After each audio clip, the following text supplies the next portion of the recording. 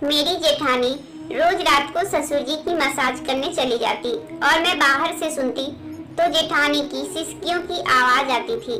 मैंने एक दिन जेठानी से पूछा तो उसका रंग फीका पड़ गया। कहने लगी, तुम यह बात किसी को मत बताना और आज रात मेरी जगह तुम मसाज करने जाना।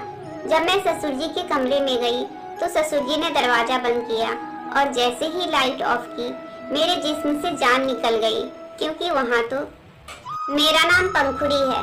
जिस घर में मेरी शादी हुई है वह बहुत ही अजीब परिवार था। इस घर में ऐसे ऐसे काम होते थे कि समझ से बाहर थे। मेरे ससुराल में मेरे पति, एक जेठानी और मेरे ससुर थे जिसमें जॉब करते थे। वो मेरी शादी में भी नहीं आए।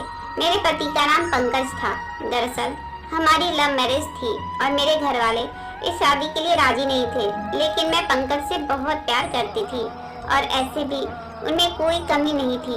वो दिखने में बहुत हैंडसम थे और एक अच्छी जॉब भी करते थे।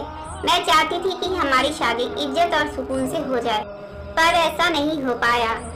बात बहुत बिगड़ गई। मेरे घर वाले ने मेरे पति को कहा कि 4 दिन है तुम्हारे पास, तुम पंखुड़ी से शादी करके अपने साथ अपने घर ले जाओ, वरना 5वें दिन हम इसकी शादी कहीं और करवा देंगे। मेरे पति ने बहुत हाथ पैर मारे, दोस्तों की मदद ली और फिर शादी कर ली। मेरे पापा ने कहा, तुम आज से इस घर के लिए मर गई हो, तुम्हारे लिए घर के दरवाजे हमेशा के लिए बंद है। मैं हैरान हो गई जब पंकज के पापा भी शादी में खुशी खुशी आए और उन्होंने कहा कि प्यार करना कोई गुनाह नहीं है। हम अपने बेटे बहू को आशीर्वाद देने आए हैं और मुझे विदा कर अपने घर ले गए। मेरी शादी पर ही मैंने अपनी जेठानी को देखा था। कहने लगी, तुम बिल्कुल भी परेशान मत होना, सब ठीक हो जाएगा। पूरे दिन घर पर सिर्फ मैं और मेरी जेठानी ही रहते थे। पति और ससुर अपने अपने ऑफिस चले जाते थे। एक दिन मैंने बहुत कुछ अजीब देखा। रात होते ही मेरी जेठानी सारा काम खत्म करने के बाद मेरे ससुर के कमरे में जा रही थी। उनके हाथ में तेल की एक कटोरी भी थी। मुझे ये देखकर बड़ी हैरानी हुई। अंदर गई और उसके बाद उसने दरवाजा बंद कर लिया। मैं हैरान रह गई, भला इस वक्त उनका अंदर क्या काम और यह तेल लेकर अंदर क्यों गई। कुछ देर मैं बाहर खड़ी रही, सोचा तेल देने गई होगी और दरवाजा गलती से बंद हो गया होगा। 15-20 मिनट गुजर गए, लेकिन वह वापस नहीं आई। कुछ देर बाद मेरे पति ऑफिस से आ गए। मैंने उनके लिए रात का खाना गर्म किया, फिर हमने साथ बैठकर खाना खाया। थोड़ी देर बाद मैं पति के लिए दूध गर्म करने दोबारा किचन में गई। तभी मैंने देखा कि जेठानी अपने कमरे में नहीं थी और ससुर के कमरे की लाइट भी ऑफ थी। इसका मतलब वह सो चुके थे। फिर मैं दूध लेकर वापस आ गई तो ग्लास रखने के लिए जब दोबारा गई तो मैंने देखा कि यह सिलसिला जारी था, लेकिन मैं अपने कमरे में आ गई। सुबह मैंने अपनी जेठानी, जिनका नाम रवीना था, उनसे पूछना चाहा, लेकिन हिम्मत नहीं हो रही थी। अगले दिन फिर से वही होने लगा।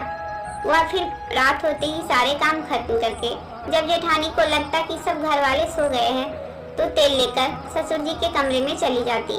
मैं देर तक जागती थी क्योंकि पंकज ऑफिस से लेट से आते थे। दरवाजा बंद होने वाली बात ने मुझे बहुत ज्यादा परेशान किया था। मैं धीरे धीरे चलते हुए कमरे के पास गई। मेरे कदम बहुत ही धीरे धीरे आगे बढ़ रहे थे। फिर मैंने ऐसी आवाज सुनी जिसे सुनकर मैं हैरान रह गई। कमरे से मेरी जेठानी की हल्की हल्की रोने की आवाज आ रही थी। पहले तो मुझे लगा कि यह मेरा वहम है, लेकिन वह आवाजें मैंने गौर से सुनी तो मैं पूरे यकीन के साथ कह सकती थी कि जो कुछ भी हो रहा है उसमें कुछ तो गलत है। मैंने दरवाजा खटखटाया तो लाइट ऑन हो गई, लेकिन फिर मैं डर गई। ऐसा लगा जैसे कोई बाहर आ रहा हो। मैं वापस अपने कमरे में आ गई और सोचा पंकज से बात करूंगी, लेकिन पंकज तो सोने के मूड में थे। मुझे कुछ भी कहने से रोक दिया। अगले दिन मैंने जेठानी से ही बात करने का सोचा। वो किचन में सब्जी काट रही थी और मैं बर्तन धो रही थी।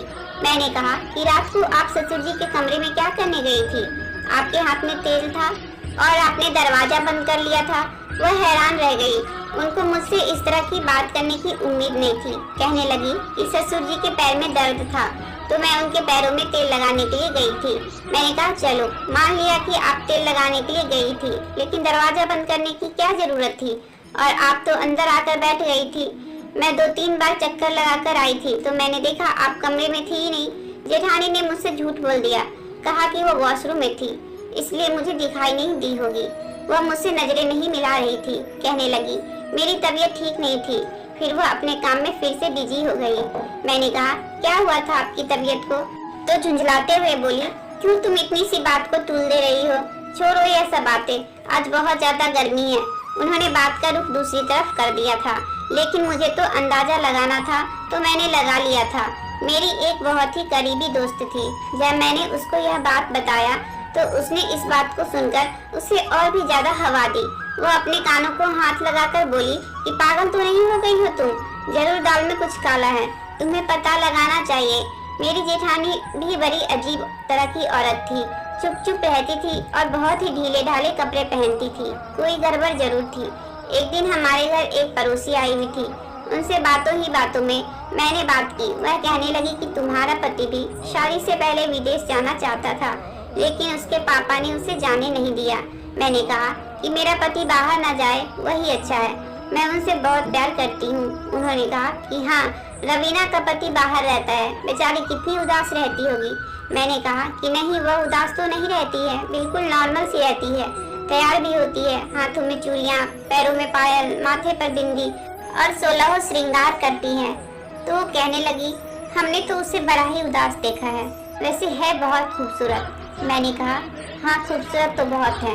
ऐसे में पति पास ना हो तो इंसान तैयार होकर किसको दिखाता है, लेकिन उनका दिल करता हो कि वह भी तैयार होना चाहे तो ये अच्छी बात है। इंसान को अपने लिए भी तैयार होना चाहिए। सिर्फ पति के लिए ही औरत क्यों तैयार हो? वह अपने लिए भी तो तैयार हो सकती है, ताकि अपने आप को खूबसूरत देखकर उसको खुशी मिल सके।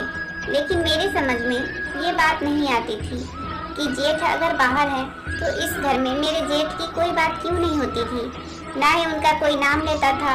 मैंने उनकी कोई तस्वीर भी नहीं देखी थी। जेठानी को भी कभी अपने पति से फोन पर बात करते हुए नहीं देखा था। अगर पति बाहर था तो फोन तो करता ही होगा, और यहाँ तक कि मेरे ससुर भी फोन पर बात नहीं करते थे। एक दिन हम सब खाना खा रहे थे तो मेरे ससुर ने कहा, एक ही बेटा है और यह सारा सब कुछ उसी का ही तो है। मैंने कहा कि पापा, आपका एक और बेटा भी तो है? कहने लगी कि हाँ हाँ, एक बेटा और भी है, गलती हो गई थी मुझसे। बाप थोड़ी ना अपनी औलाद को भूल सकता है। मैं तो मजाक कर रहा था। उनके अजीब से मजाक पर मैं हैरान हो गई। ये भला किस तरह का मजाक था? मेरे पति ने भी अजीब सा चेहरा बना लिया और जेठानी भी इधर उधर देखने लगी। ऐसा लगा कि वह तीनों ही मुझसे कुछ छुपा रहे हों, लेकिन मेरी जेठानी का वही रूटीन था। मैंने फिर उनसे सवाल किया तो कहने लगी, पापा जी के पैरों में दर्द रहता है। जब तक उनके पैरों की मसाज न करूं तो उनको नींद नहीं आती है। लेकिन मैं यह सोच रही थी कि जब वह सो जाते हैं तब वह वापस क्यों नहीं आती, कमरे के अंदर ही क्यों रहती हैं? क्या सारी रात पैरों में मसाज करती रहती हैं? न जाने इस तरह के सवाल मेरे दिमाग में वैसे ही घूमे जा रहे थे। ऐसी ऐसी बातें दिमाग में आ रही थी जो मैं सोचना भी नहीं चाहती थी। एक दिन तो कुछ ऐसा हुआ कि मैं दंग रह गई। किसी काम से मैं अपनी जेठानी के कमरे में बिना नॉक किए ही अंदर चली गई। वह मुझे देखकर पूरी तरह चौंक गई, लेकिन उनसे ज्यादा तो मैं चौंक गई। मैंने कहा, आप तो माँ बनने वाली हैं और आपने मुझे बताया भी नहीं। वह पहले तो बहुत घबरा गई, फिर खुद को संभाल कर बोली, हमारे खानदान में यह सब नहीं बताया जाता है। जब तक 6 महीने नहीं हो जाते हैं तब तक किसी को भी ये बात नहीं बताई जाती है। कहते हैं कि नजर लग जाती है, बस इसलिए नहीं बताया जाता है। मुझे बहुत ज्यादा हैरत हो रही थी। जेठानी का पेट देखकर लग रहा था जैसे 7वां-8वां महीना हो, और मुझे पता भी नहीं चला क्योंकि मेरी जेठानी बहुत ही ढीली ड्रेस पहनकर रहती थी। मुझे उनको देखकर लग रहा था कि उनका 8वां महीना चल रहा है। इसका मतलब है कि 8 महीने पहले मेरे जेठ आए थे, लेकिन फिर भी कोई इस घर में उनका नाम क्यों नहीं लेता था? क्या उनकी किसी के साथ कोई दुश्मनी थी या उनको पसंद नहीं करते थे? इस घर में रहते हुए मेरे 3 महीने होने वाले थे।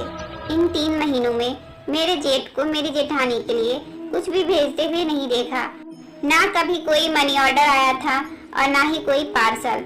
फिर मैंने सोचा कि एक तो मेरी जेठानी की यह हालत है, ऊपर से मेरे ससुर उनको अपने पैर की मसाज कराने के लिए बुला लेते हैं और अपने पैरों पर मसाज करवाते हैं। उनको इसका एहसास होना चाहिए कि ऐसे में तो औरत को आराम की जरूरत है।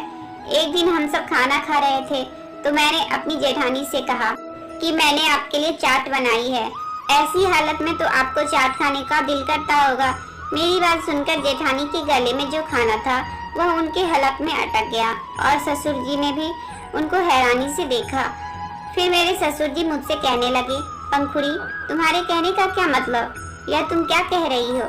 मैंने कहा, भाभी पेट से है ना, इसलिए कह रही थी। यह सुनते ही मेरी जेठानी ने बहुत ही ऊंची आवाज में उनसे कहा, तुम्हें क्या हो गया है? तुम्हें किसने कह दिया कि मैं पेट से हूँ? जबकि मेरे पति तो मुझसे मिलने के लिए आए भी नहीं है। मेरे कदमों तले से जमीन निकल गई। मेरी जेठानी सफेद झूठ बोल रही थी। मेरे ससुर के चेहरे का रंग फीका पड़ गया। फिर वह कहने लगे, पंखुड़ी, तुम्हें गलत फहमी हो गई है। हमारे घर में अभी कोई खुशखबरी नहीं है। यह खुशखबरी तो हमें तुम्हारी तरफ से ही मिलेगी। मैं हैरानी से सब लोगों का मुंह देख रही थी। मुझे पूरा यकीन था कि मेरी जेठानी पेट से है। मैंने खुद अपनी आंखों से देखा भी था। जेठानी की उम्र भी ज्यादा नहीं थी, वही कोई 30-32 साल की उम्र रही होगी। देखने में तो ठीक ठाक ही थी, लेकिन बस हमेशा खामोश और उदास रहती थी। अगली सुबह ससुर जी ने मेरी जेठानी से कहा, रवीना, तुम्हें मार्केट में कुछ काम था ना, तो चलो तैयार हो जाओ, मैं तुम्हें लेकर चलता हूँ। मेरे जेठ तो घर पर रहते नहीं थे, इसलिए भाभी को कहीं जाना होता था तो मेरे ससुर जी ही लेकर जाते थे। मेरे ससुर जी की बात सुनकर मुझे ऐसा फील हुआ कि जैसे मेरी जेठानी डर गई हो। वह मेरी तरफ डरी हुई नजरों से देखने लगी। मैं समझ गई थी कि जरूर कुछ न कुछ गड़बड़ है, और फिर मैंने दिल में पक्का इरादा कर लिया कि मैं इस राज को जानकर ही रहूंगी कि आखिर यह सब क्या चल रहा है। मेरे ससुर जेठानी को लेकर चले गए। पंकज भी अपना नाश्ता खत्म करके ऑफिस के लिए निकल गए। मैं घर में अकेली रह गई थी, इसलिए बोर हो रही थी। हमारे घर में कोई भी आता नहीं था। हमारा घर भी ऐसी जगह पर बना हुआ था जहाँ पर बहुत कम आबादी थी। शाम को जब भाभी घर आई तो मैं उन्हें देखकर हैरान हो गई। उनकी आंखें देखकर लग रहा था जैसे वह बहुत रोई हैं। उनके गाल पर एक चोट का निशान भी था। मैंने पूछा तो कहने लगी कि मैं ऑटो से गिर गई थी, इसलिए चोट आई है। लेकिन उनके चेहरे के हाव भाव से ही पता चल रहा था कि वह झूठ बोल रही हैं। वो मुझसे नजरें चुरा रही थी। मैंने भी ज्यादा सवाल नहीं किए। मैंने कहा, आप कमरे में जाकर आराम करो, बाकी सारा काम मैं देख लूंगी। मैंने जेठानी को दूध देकर उनके कमरे में भेज दिया। आज मैंने पक्का इरादा कर लिया था कि सच्चाई जानकर ही रहूंगी। जेठानी जब अपने कमरे में चली गई और थोड़ी देर के बाद जब मुझे यकीन हो गया कि वो सो चुकी हैं, तो मैंने बाहर से दरवाजा बंद कर दिया। आज जेठानी की जगह पर मैं तेल की कटोरी लेकर अपने ससुर के कमरे में जाने वाली थी। इसके अलावा मेरे पास कोई और चारा नहीं था कि मैं सब जान पाती। डर भी लग रहा था कि कहीं कुछ गलत ना हो जाए, लेकिन अब जब मैंने सोच लिया था तो पीछे हटने वाली मैं नहीं थी। मैंने अपनी जेठानी के कपड़े पहने, हाथ में तेल की कटोरी ली और अपने ससुर के कमरे की तरफ चल दी। धड़कते दिल के साथ मैंने दरवाजा खोला। कमरे में हल्की रोशनी थी, नाइट बल्ब जल रही थी। कमरे में जाने के बाद मैंने दरवाजा बंद करने का नाटक किया था, क्योंकि जेठानी भी अंदर जाने के बाद दरवाजा बंद कर लेती थी, लेकिन मैंने दरवाजा थोड़ा सा खुला रखा हुआ था। मैं धीरे धीरे चलते हुए अपने ससुर के बेड के पास आ गई। मैं अभी बेड के पास आई ही थी कि मेरे ससुर ने मेरा हाथ पकड़ लिया। इतना कस के मेरा हाथ पकड़ा कि मेरी सिसकारी निकल गई, लेकिन मैंने खुद को रोक कर रखा। अगर अभी सब कुछ सामने आ जाता तो मैं सच्चाई नहीं जान पाती। मेरे ससुर मेरा हाथ मरोड़कर बोले, रवीना, खबरदार, जो तुमने अपने मुंह से कुछ भी निकाला तो अगर इस घर में रहना चाहती हो तो अपना मुंह बंद करके रखो। किसी को भी नहीं पता चलना चाहिए कि तुम मेरी बीवी हो। अगर किसी को भी पता चला कि तुम मेरी बीवी हो और तुम्हारे पेट में पलने वाला बच्चा मेरा है, तो दोपहर को जो तुम्हारा हाल किया उससे भी बुरा हाल करूंगा। यह कहकर मेरे ससुर ने मुझे जोर से पकड़कर बेड पर पटक दिया। मुझे तो कुछ भी समझ में नहीं आ रहा था। मैं गुस्से से कांपने लगी। मेरे ससुर बहुत ही सुकून से पानी का ग्लास मुंह में लगा चुके थे और मेरे पास यही एक मौका था यहाँ से भाग जाने का। मैं बिजली की तेजी से उस कमरे से निकल गई थी। पीछे से मेरे ससुर रवीना रवीना चिल्लाते रह गए थे। मैं सीधे भागते हुए अपने कमरे में आई। पंकज सो रहे थे। मैं पंकज के सोने के बाद ही अपने ससुर के कमरे में गई थी। अपने ससुर का यह रूप देखकर कांप गई थी। ऊपर से शरीफ दिखने वाला इंसान अंदर से कितना गिरा हुआ था। घर में जो कुछ भी हो रहा था वह बहुत गलत हो रहा था। मतलब जिसे मैं अपनी जेठानी समझ रही थी वह तो मेरी सास थी। दोनों की उम्र में बहुत अंतर था, लेकिन जो कुछ भी हो रवीना थी तो मेरी सास ही, और उन पर जो अत्याचार हो रहा था मैं अपनी आंखों से नहीं देख सकती थी। इसलिए आज दूध का दूध और पानी का पानी हो जाना चाहिए, मैंने अपने मन में सोचा और पंकज को झंझोड़ते हुए उठा डाला।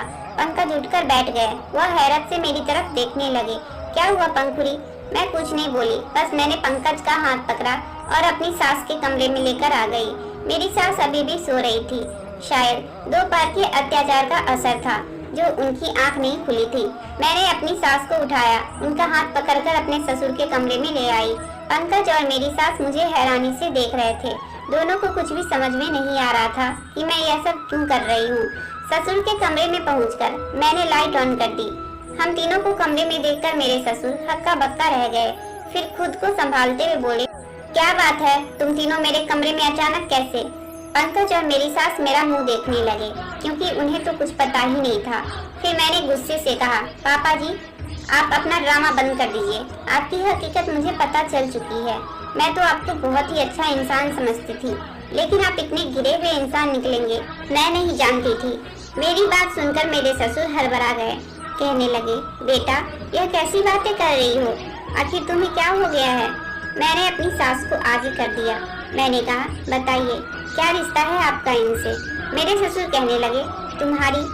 मैं अपने ससुर की बात को बीच में काटते हुए बोली, यह मेरी सास है। मेरी बात सुनकर पंकज, मेरी सास और ससुर के चेहरे पर हवाइयाँ उड़ने लगी। सबसे ज्यादा तो मेरी सास डर गई थी। वह एकदम से मेरे ससुर के पैरों में बैठ गई और रोते हुए बोली, मुझसे कुछ मत कहना। मैंने तो पंखुड़ी को कुछ नहीं बताया, पता नहीं इसे कैसे पता चल गया। मैंने अपनी सास को कंधों से पकड़कर उठाया और बोली, मुझे इन्होंने कुछ नहीं बताया। आज शाम को इनकी जगह मैं ही आपके कमरे में तेल की कटोरी लेकर आई थी। आप अपनी पत्नी पर इतना अत्याचार कैसे कर सकते हैं? एक तो पेट से हैं, ऊपर से आप इन पर हाथ उठाते हैं। देर रात तक इनसे अपने पैरों की मालिश भी करवाते हैं, बल्कि इन्हें तो ऐसे टाइम पर आराम की और आपकी सेवा की जरूरत है, और आप सबने मुझे धोखे में रखा है। मुझे सच सच बताओ, आप सबने मुझसे सच्चाई क्यों छुपाई? पंकज ने मुझसे कहा, पंखुड़ी आराम से बैठो, पानी पियो, मैं तुम्हें सब कुछ बताता हूँ। अब तुम्हें तो सब कुछ पता चल ही गया है। रवीना हमारे घर में काम करती थी। उस समय मेरी माँ जिंदा थी। वह रवीना से बिल्कुल अपनी छोटी बहन की तरह प्यार करती थी। रवीना भी मेरी माँ की बहुत इज्जत करती थी। मेरी माँ बीमार रहने लगी थी। डॉक्टर को दिखाने पर पता चला कि मेरी माँ को कैंसर है और आखिरी स्टेज में है। रवीना मेरी माँ की बहुत सेवा करती थी। एक दिन माँ ने देखा रवीना की आंखें सूजी हुई थी। माँ ने जब रवीना से पूछा तो इसने कुछ नहीं बताया, लेकिन बहुत जोर देने पर रवीना रोने लगी और बताया कि मालिक ने मेरे साथ। रवीना की बात सुनकर मेरी माँ को सदमा लग गया। जिंदगी तो वैसे भी बहुत कम रह गई थी, लेकिन यह सदमा उसी समय उनकी जान ले गया। लेकिन मरने से पहले मेरी माँ ने पापा को बुलाया था और कहा था कि मरने के बाद भी मैं तुम्हें माफ नहीं करूंगी। पापा बहुत रोए और गिड़गिड़ाए थे और अपनी गलती की माफी भी मांगे थे, लेकिन माँ पापा को माफ नहीं कर रही थी। लास्ट में माँ ने इस शर्त पर माफ किया कि मेरे मरने के बाद आप रवीना से शादी कर लेना। पापा ने मेरी माँ से वादा किया था कि वह रवीना से शादी कर लेंगे, बस तुम मुझे माफ कर दो। और फिर माँ इस दुनिया से चली गई।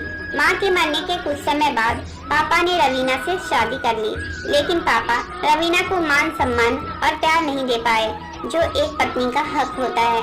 पापा ने छुपकर रवीना से शादी की थी। किसी को नहीं पता था कि रवीना मेरी माँ है। पापा ने किसी को बताया भी नहीं था कि रवीना मेरी माँ है। पापा बहुत ही इज्जत वाले आदमी थे। सबकी नजरों में पापा की बहुत इज्जत थी और वह नहीं चाहते थे कि लोगों को पता चले कि उन्होंने माँ के मरने के बाद एक नौकरानी से शादी की है। हमारे घर में कोई नहीं आता है। उस दिन जो एक औरत आई थी वह पापा की भेजी हुई औरत थी और उसने तुमसे कुछ इस तरह से बातें की थी कि तुम्हें पक्का यकीन हो जाए कि यह तुम्हारी जेठानी है।